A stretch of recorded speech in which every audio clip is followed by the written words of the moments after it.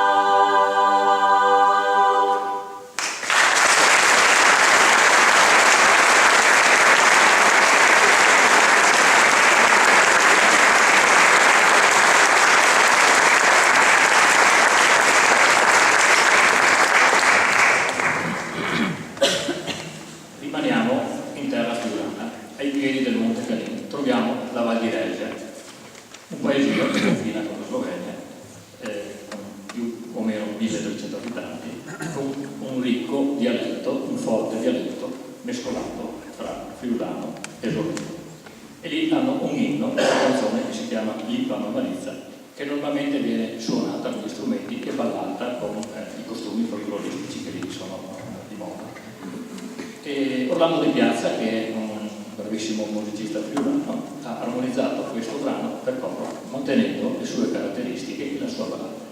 Lippa Mamalizza, che significa mia bella Maria.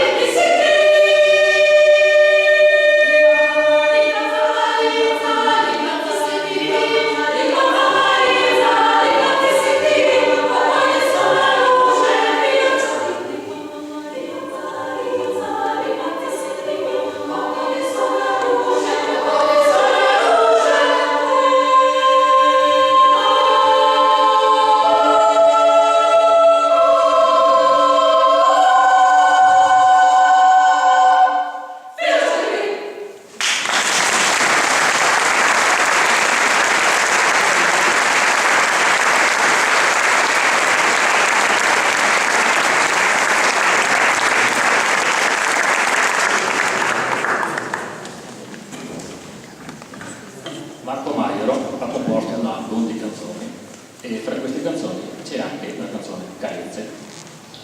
La carezza è una gioia che viene dal profondo del cuore, che emana dolcezza, simpatia, fratellanza e amore. Peccato che come tutte le cose belle a volte siano di poca durata, come la stagione d'autunno e poi subito la neve, come il tempo di una giornata dopo il temporale, come un'ora sempre troppo breve, come un colpo d'ala, come un'eco di città. Con questo brano il coro Luca Lucchesi femminile vi saluta, vi ringrazio per la vostra attenzione, ma soprattutto per i vostri consigli. Applausi.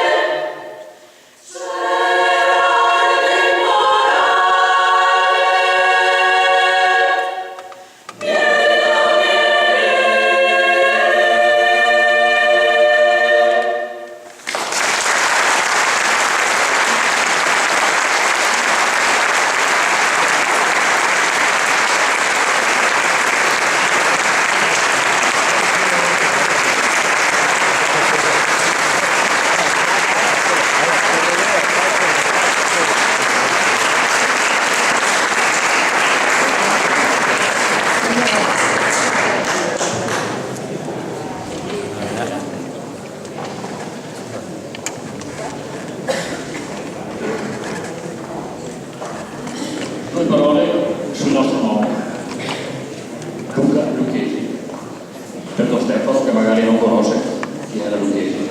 Lucchesi era un musicista nato a Motta nel 1741, studiò a Venezia e già a 30 anni aveva già composto le prime opere.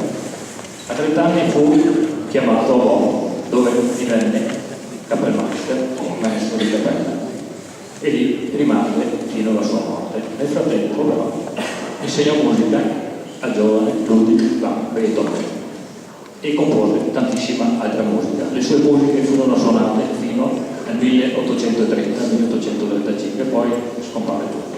Alcuni studiosi hanno fatto delle ricerche più decenni o anni fa e sono state raccolte moltissime partiture dei suoi lavori che oggi si trovano, grazie al nostro maestro Renzo Toppoli, nella nostra città di Motta di Rivenza, nella Fondazione Giacobini, ben catalogate e ben messe a disposizione per chi ne vorrà far presente e vorrà vedere questo lavoro. Allora, vediamo questo coro Luca Lucchesi maschile.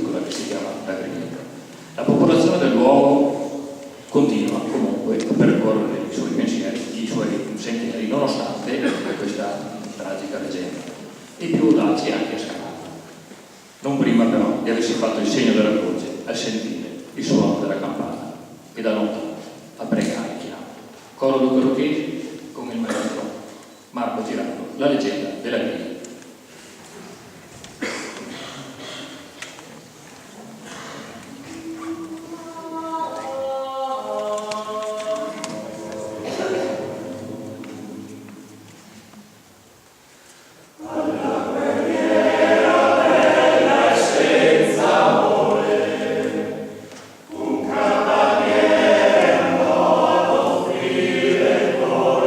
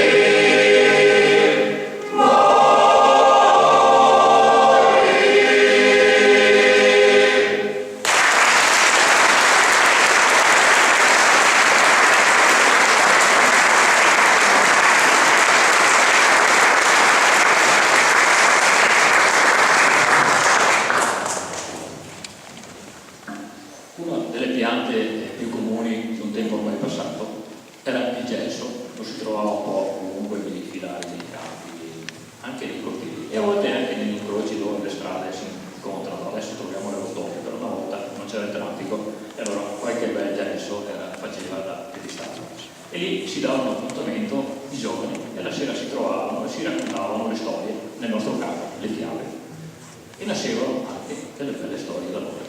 Bastava guardare questi giovani con il sorriso negli occhi quando raccoglievano nel ciglio del fossato le viole e odoravano il suo profumo. Chissà quante storie ha ascoltato quel vecchio Ies, almeno una per ogni anello infilato nei suoi lunghi rami, come anelli delle nostre mani, che rivolti verso il sole formano un nuovo ricamo per ogni stagione. Fiabe di Marco Maia.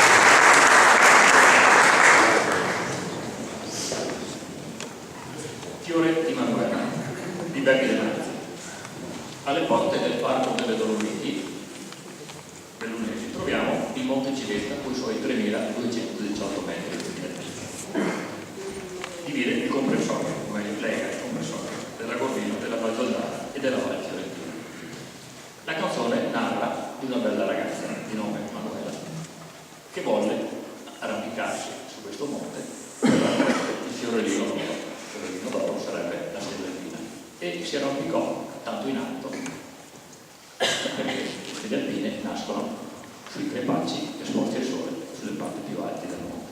E così, allungando un braccio, cercando di raccogliere il fiorellino, sbadatamente toccò una stella in cielo.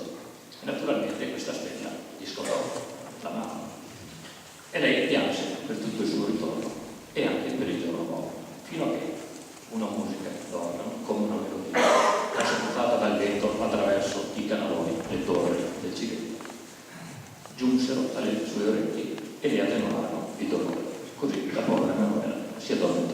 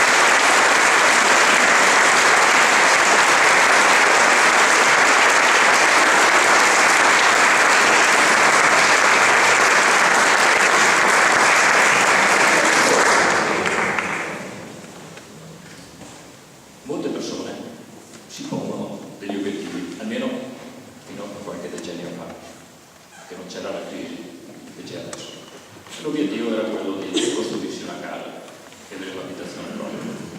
E allora, quanti sacrifici, quanti anni di duro lavoro, però piano piano, ecco, e la casa cominciava a prendere forma, e il sole entrava dalle grandi finestre, la gente che passava diceva che bella quella casa, e così entravano e si facevano i complimenti ai proprietari, così passavano i buoni momenti, godendo del frutto e dei lavori fatti.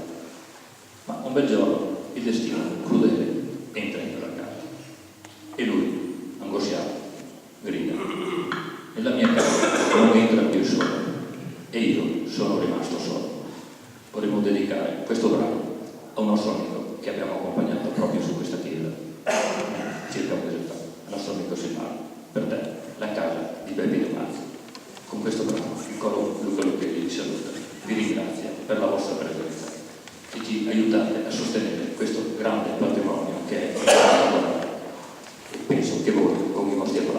ne siete i primi sostenitori.